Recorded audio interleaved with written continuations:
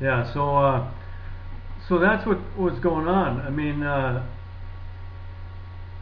we just we're in a pagan worshiping world.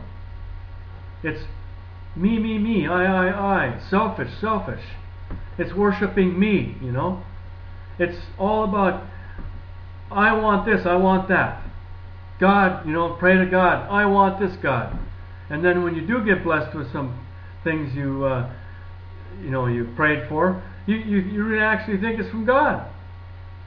He doesn't bless you with that garbage, with material life. No, that's what we create. We created the material life, not God. Okay? God is consistent. He's the truth. His truth is we're not going to ever work again. Okay? We don't need to work because God will supply it. Just like me becoming a saint. I didn't supply being the saint. It wasn't my works that made myself, this person. It was all God. Everything was about Him. All I did was get into obedience to His spoken word. And I just obeyed Him. And what He was trying to do was get rid of my old self. That selfish thing that I had attached to me. It was hideous. The sins I was involved in. The sins that got me going in my alcoholism. My lust problem I had. All these things come from those sins. And they're genetic, by the way. God, He doesn't just say, okay, I forgive you. No, He has to change them. They won't go away on their own. They're always there until the day you die, unless God changes every single cell in your body. And how does He do that? God knows everything about us. Okay? He formed us. He knows everything. Everything. So God is within us. And that's why He knows us. He's within every cell. He's within every atom. If you go into an atom, now the way of science, we have information from science. Science is okay. It's an okay thing to have, but it's not the truth. So, but they have come up with, trying to figure out what an atom is. They still don't know what it is. They're still in awe of it. And that's incredible, I think. For all these years they've had science and they're still in awe of an atom. They're still so curious about what it is. They're building, billions of dollars worth of equipment just to figure it out. Well, I can tell you what an atom is. An atom is just a building block of the material world, from who the thoughts of God were. God's within every atom, but these thoughts, now I can go into the Word. The Word was used to make the atoms, to conform with the information in each image of His creation. Okay, I have an image for me. My image was image of Him, of God. So I was created to be like Him. And I got all His knowledge. Somebody else that don't have that were created as just a man. Okay? They were only created with a little bit, enough information to run their life.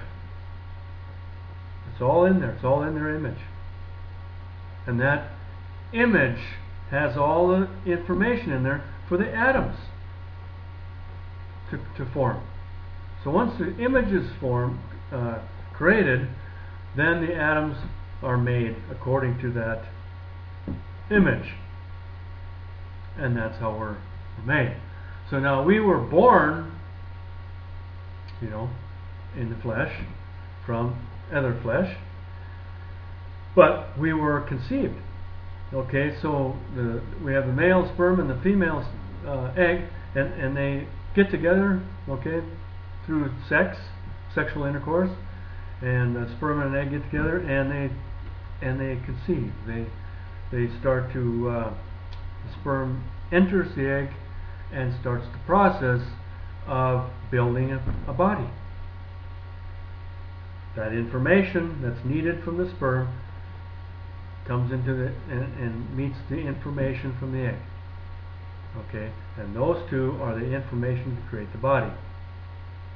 And God puts His information, the created image, within there, in the genetic system, to make that person who he is. And God can change that stuff. He can change all the genetic codes he wants. How do you think He heals? Does He just come from the sky and heal? No, from within. He's right there. He's just right there. And He only heals and only performs miracles to get that person that He wants a saint to get them to go with Him, to believe Him, to follow Him. It's and to help build faith, to help get them ready to go out and preach the gospel. Now there's a lot to it that nobody understands.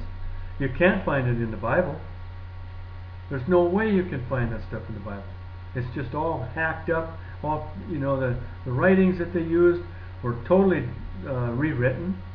They added pagan lies in there. They removed a lot of stuff in there, so you can't get the right information.